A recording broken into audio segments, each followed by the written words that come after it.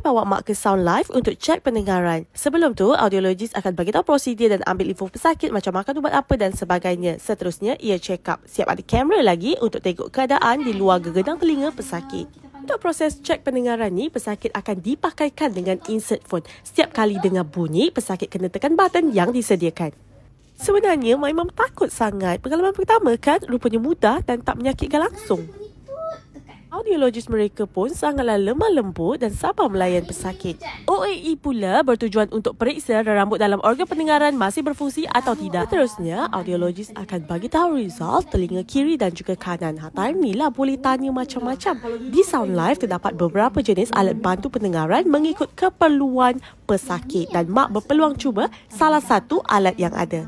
Kau rasa macam mana? Rasa macam tak pakai. Apa lagi? Jom bawa yang tersayang ke Sound Life sekarang.